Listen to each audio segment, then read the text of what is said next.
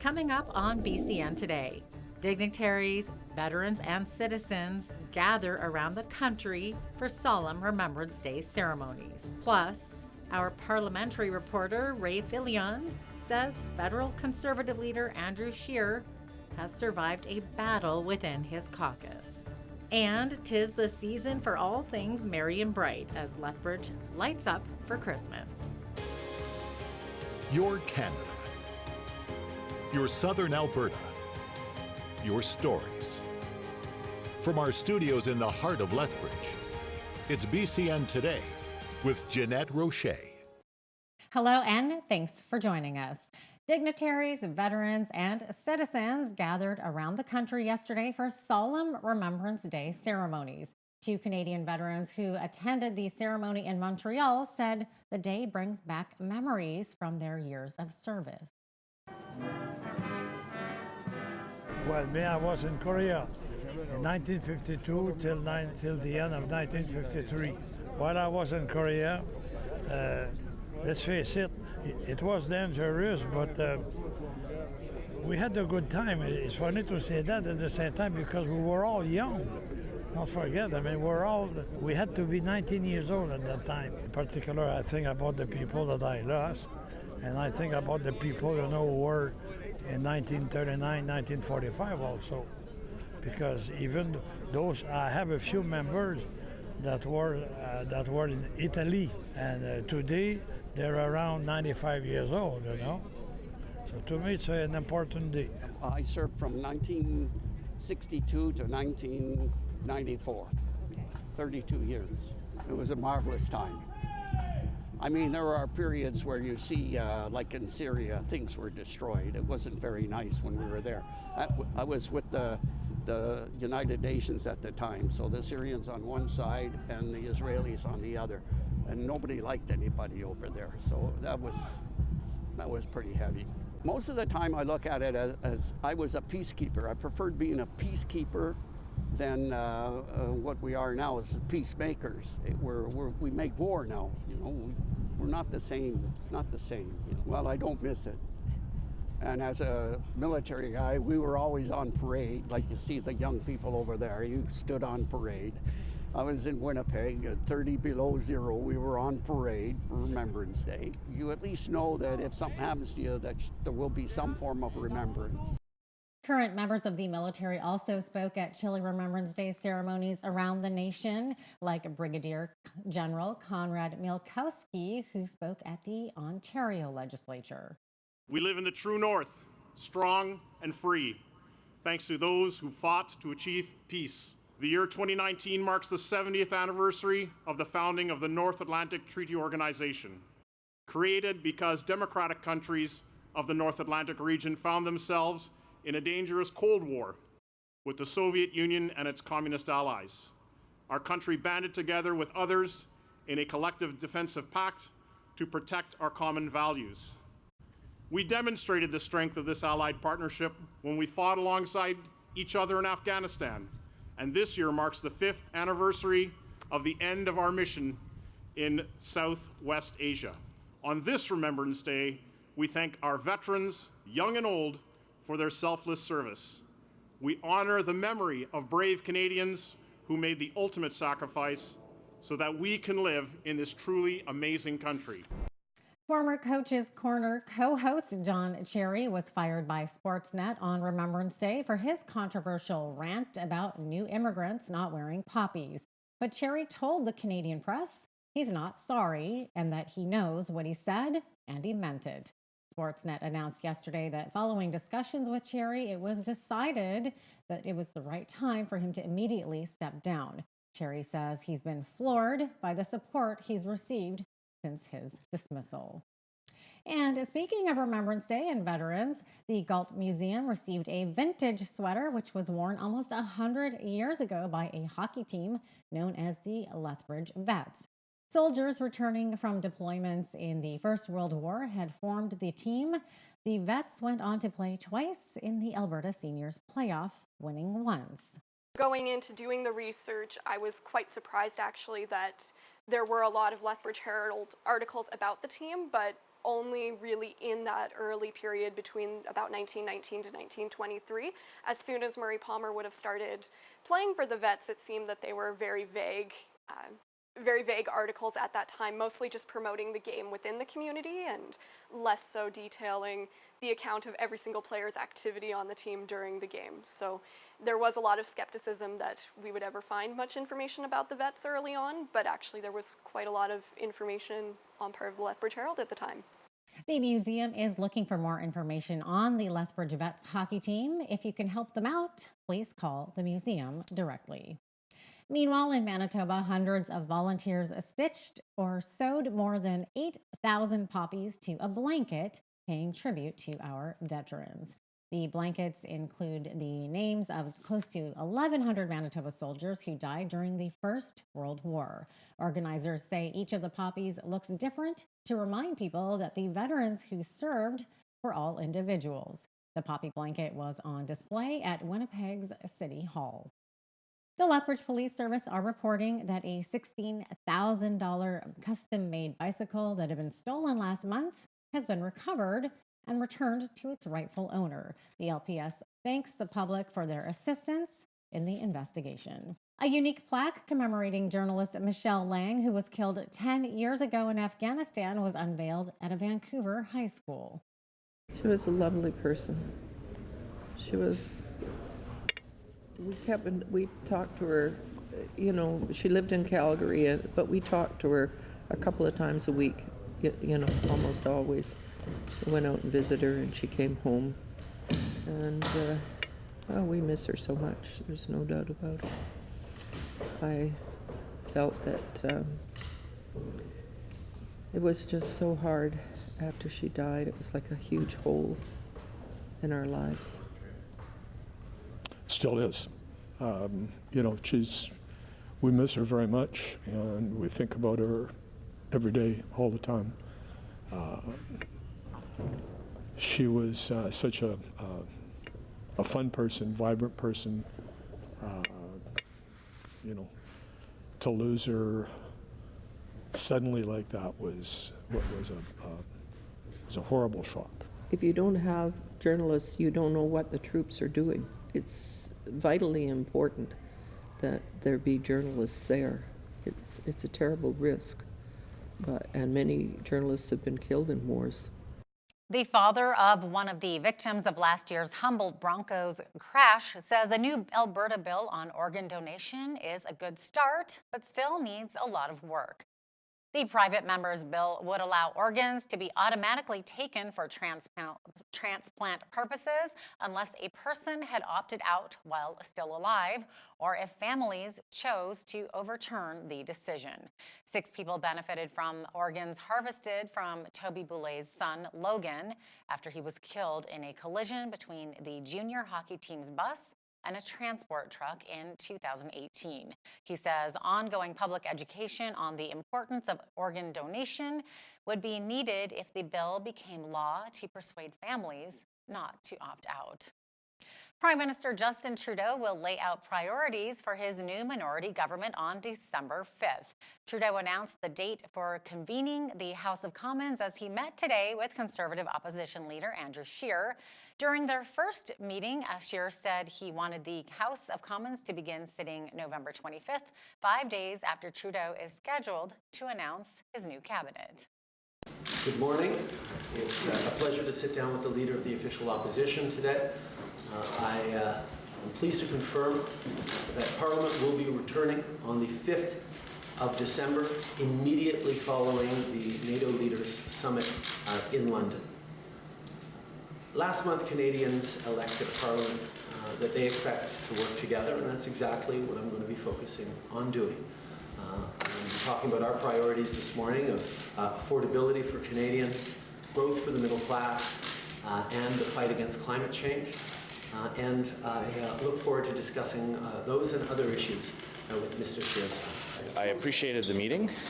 We're a little bit disappointed that the House won't be recalled until the 5th of December. We were hoping for an earlier recall date. The House hasn't sat for almost 5 months now, and there are many important issues. What specifically did you ask for? Well, I spoke to the Prime Minister about the very real crisis that our country is in as it relates to national unity.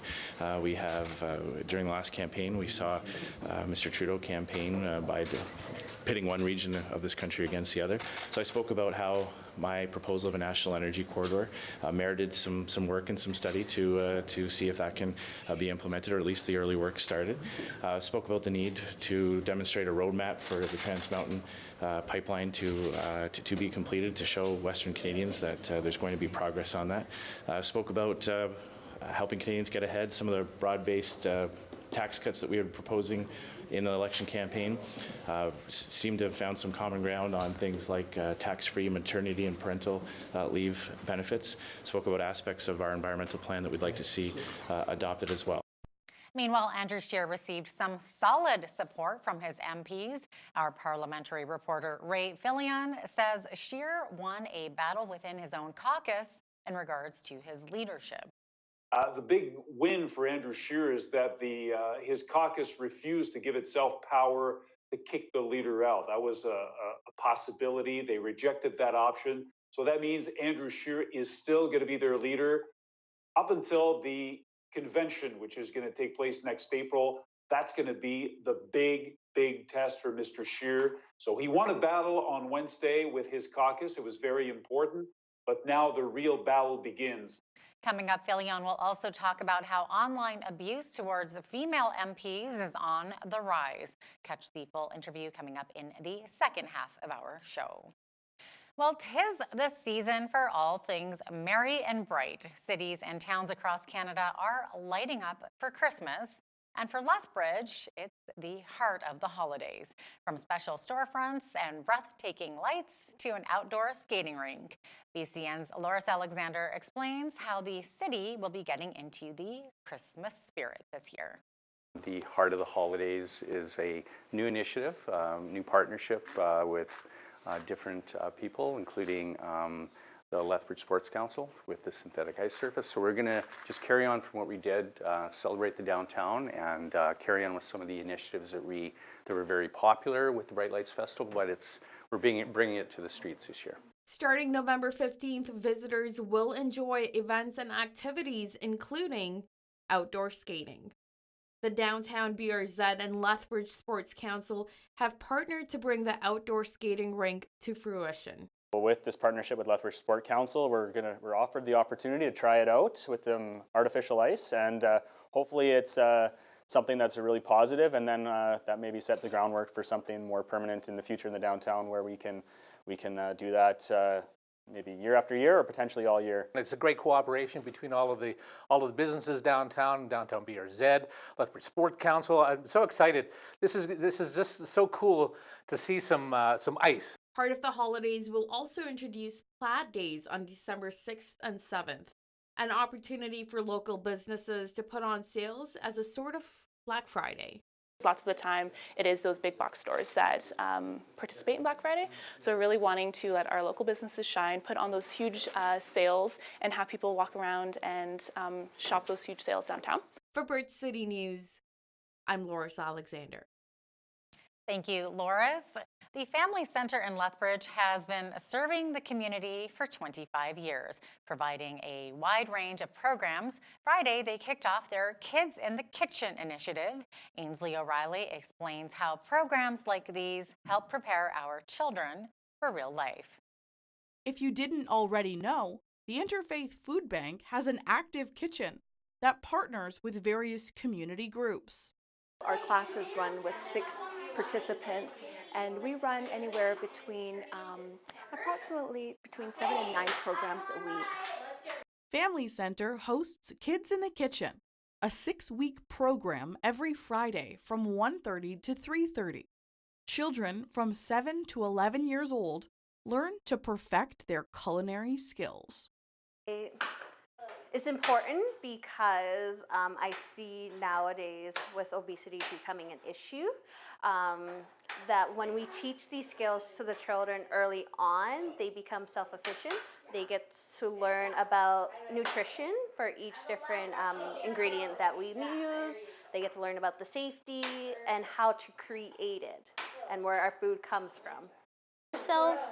Also, I've learned how to not make yourself cry from chopping onions, even though I'm still crying.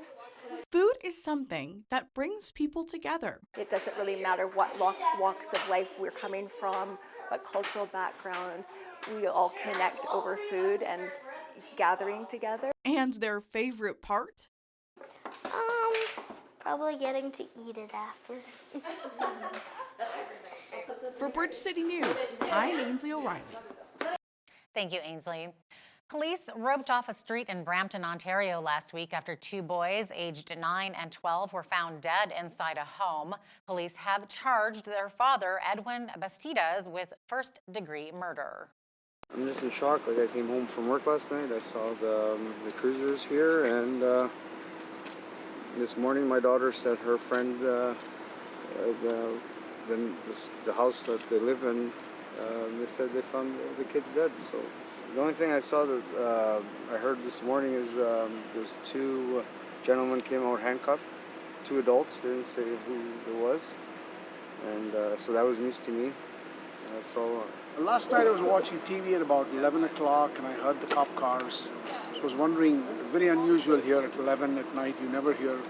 But then I just went back and went to bed at 1. Then my daughter sent me this report through the news at 6:45 and I was kind of shocked because I know this neighborhood so well. I still can't believe this, so many cop cars and the press here, and that's what it is. A mother and two sons were laid to rest in handmade coffins in a single grave at the first funeral in Mexico, which left 9 American women and children dead. Well, it's definitely very challenging. It takes everything to accept, to be able to assimilate it, to realize that how the cruelty, the heartlessness of these people that do something like this for their own purposes or whatever it might be, that we don't even know where it came from or how or why. We're still trying to understand and figure it out, but definitely it's undescribable what it is to lose 3 mothers and 6 children in such tragic loss, violence. The impeachment inquiry into President Donald Trump hits a new phase this week with televised public hearings. While both sides believe it will be their best chance to shape public opinion, they all agree on one thing: the stakes are very high. President Donald Trump and the Democratic-led House are bracing for the biggest showdown yet of Trump's 3-year presidency as lawmakers take their impeachment case public Wednesday with open televised hearings. The public hearings mark the next phase of the Democrats' probe as they move closer to impeaching a president for just the 3rd time in U.S. history. Until now, the investigation has taken place completely behind closed doors, with information coming only out of transcripts and news reports. Television brings it into your living rooms, into your bedrooms, into your offices, onto your laptops and onto your phones. It has emotional power because you're hearing it from witnesses. House members are exploring whether Trump violated his oath of office by asking Ukraine to investigate political rival Joe Biden and his son Hunter, all while withholding military aid to the Eastern European ally. The first witnesses this week, 3 State Department diplomats, Bill Taylor, George Kent, and Marie Yovanovitch, who have all provided consistent accounts of the administration's actions. Republicans want to hear from others, including Hunter Biden and the anonymous whistleblower who sparked the inquiry. But Democrats are unlikely to agree. Trump has long denied wrongdoing and insists the probe is nothing more than a partisan hoax. So what they do is they go all over Washington. Let's find the 10 people that hate President Trump the most, and let's put them up there. In no cases have I been heard. In no cases that I see have I been heard. Republicans so far are united in their support of the president, but they've been struggling to articulate a cohesive defense. First they said he didn't do anything wrong. And then they said, well, maybe he did something wrong, but it wasn't so bad. And now they're saying, yeah, maybe there was a quid pro quo, but it doesn't reach the level of impeachment. The question is where they go once the evidence is presented to the American people on television. And nothing but the truth, so help you God. I do. It's been 20 years since the American public last witnessed televised impeachment proceedings, when Republicans charged then-President Bill Clinton with lying under oath and obstruction of justice. I did not have sexual relations. Charges on which he was ultimately acquitted by the Senate. With less than a year to go before a deeply polarized nation faces the 2020 election, the stakes for both parties couldn't be higher. Kelly Daschle, Associated Press. The Israeli military says it has killed an Islamic Jihad commander in an airstrike, which the Islamic Jihad confirms. A short time later, video from southern Israel showed Israeli defenses possibly intercepting Palestinian rocket fire. The Israeli military says dozens of rockets were fired from Gaza into Israel. From tons of snow to rain showers, what is Mother Nature doing to us? We'll have a full look at weather coming up after the break, so stick around.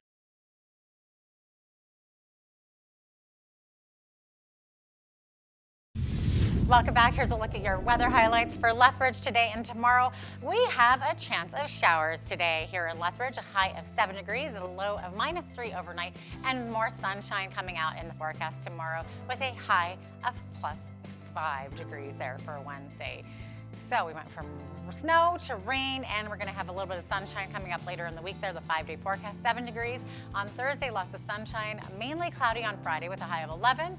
Sunshine back in the forecast for Saturday, a high of 9 degrees. Look at that for Sunday, though, 15 degrees. Partly cloudy skies there on both Sunday and Monday, a high of 8 degrees on Monday. So a little bit of all over the place, but nice to see those plus temperatures again. The almanac says that the high this time of year should be around 5 degrees, the average low -7. The highest temperature on this day was in 1999. It was 22 degrees. The lowest temperature was a freezing -28. That was back in 1986. The sun rose this morning at 7:38 a.m. and will be setting this evening, or this afternoon really, at 4:53 p.m. just when we're driving home from work, get that sunshine in our face. Looking to the national forecast on the west coast, Victoria and Vancouver, rain today, a high of 11 in Victoria, high of 10 degrees in Vancouver.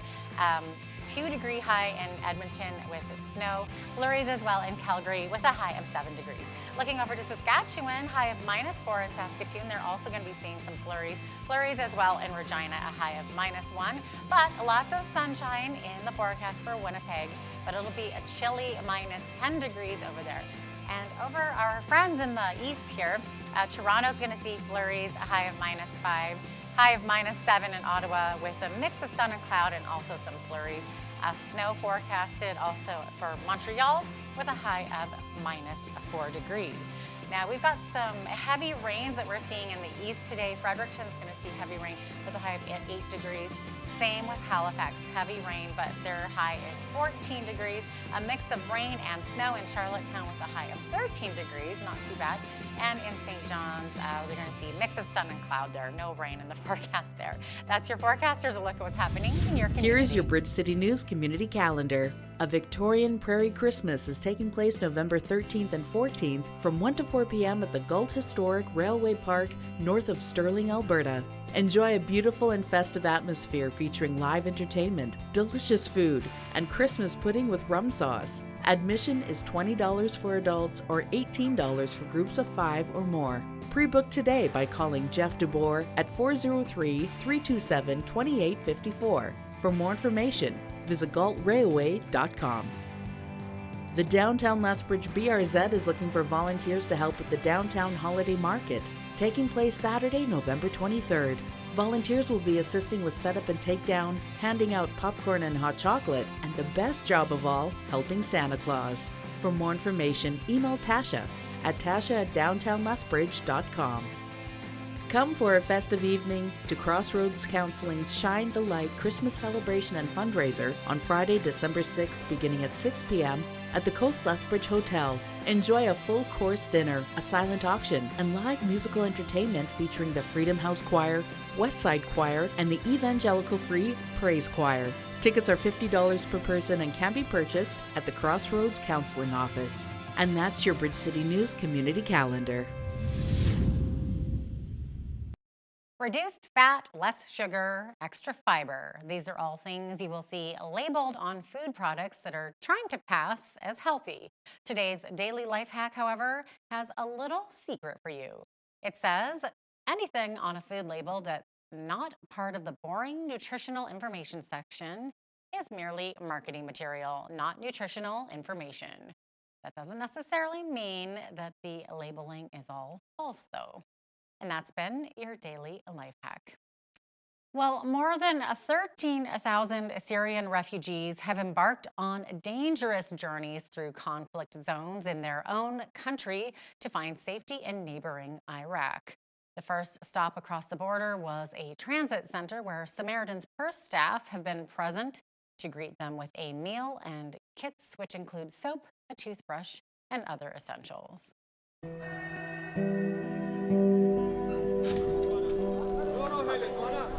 This morning, we're on the border of Syria and the Kurdish region of Iraq. Overnight, hundreds of refugees from Syria have crossed into Iraq, and we are just here to show them that we care and that, more importantly, God cares about them. They had to leave everything. And through rough conditions, they're coming here, and you can see their shoes are really muddy, their pants are muddy, they're wet. So we're getting into the winter months, and so it's cold. We did see a lot of children arrive this morning, even mothers carrying infants, which that must be just a tremendous journey for them. I can't imagine being a kid and having to leave like everything. What is it?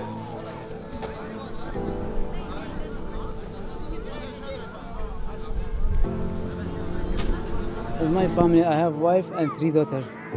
One 7 months, one 2 years, one 3 years. I don't bring anything. Only the one clothes.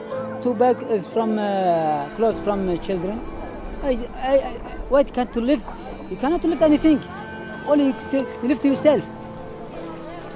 Now we pray that you would continue to journey with them and that you would comfort them. We pray that they would know your presence with them as they get settled. We see all over the Bible that Jesus and the Lord, He cares for the poor, the needy, the hurt. He comforts them. He comforts the brokenhearted. And so I think it's important that as Christians we show that God cares. We are providing them dignity kits, hygiene kits. They've had to leave mostly everything behind, and so we're giving them something to start here in Iraq. We're here to show them that we care and that the Lord cares about them. People all over the world can be praying for the refugees, that God would comfort them, that He would provide for their needs. People can be praying for us as Samaritans Purse, that we would be able to meet some of these needs in Christ's name. So heartbreaking. Well, it turns out Conservative leader Andrew Shearer has the support of most of his MPs. Up next, our parliamentary reporter Ray Fillion discusses how Shearer survived his first test as leader of the Tories. That interview is coming up after the break, so stay with us.